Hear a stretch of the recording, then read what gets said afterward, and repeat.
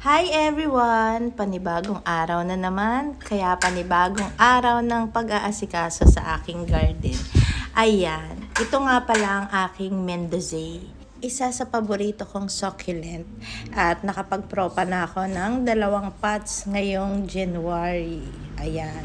Isa sa ginagawa kong pag-aalaga kay Mendozae, yung pagtatanggal ng mga weeds or damo. At ngayong summer, mabilis silang mamayat, matuyot, lalo na yung mga dahon niya. Kaya makikita ninyo pumapayat yung Mendozae kasi kulang na sa water. Dahil si Mendozae ay mahilig sa tubig. Ito yung mga napropa ko noong January. 2 pots ito and stable na sila kasi napapaulanan ko na. At ito naman yung napropa ko last year.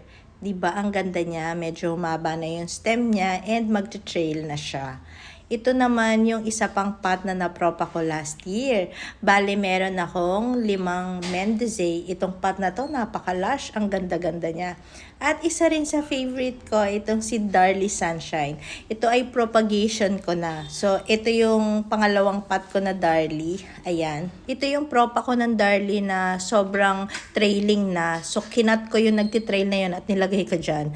Tapos yung mga nahulog na dahon is nilagay ko, kaya ang daming leaf propa. Gustong gusto ko din si Darly Sunshine kasi pag na-stress siya, nagpipink siya. At ito naman yung pinaka-latest kong propagation. At prinopa ko itong Darly na to last February. Hindi mawawala sa listahan ko ng paborito na matitibay at magagandang succulent itong si Ghost Plant. Kitang-kita naman yung ganda ng kulay ni Ghost Plant. Hiyang na hiyang siya dito sa area ko. And umulan, uminit ay hindi niya ako iniwanan. Ito naman yung mga propagation ko ng Ghost Plant. At ito yung aking leaf propa. Diba? Ang dali niyang buhayin. Next sa listahan ko ay si Chloe. Prinopagate ko to last January and stable na siya. So sumasabak na yan sa ulan. Ito naman ay yung pinagpugutan ko ng Chloe. Ayan, meron na siyang pop sa stem. Napakatibay rin ni Chloe sa area ko. Kaya gustong gusto kong magparami nito. Ito naman si Aaron Peg. Tuwang-tuwa ako dito kasi since 2022 pa to sa akin. And wala na ako masasabi pa dahil makulay siya sa lowland.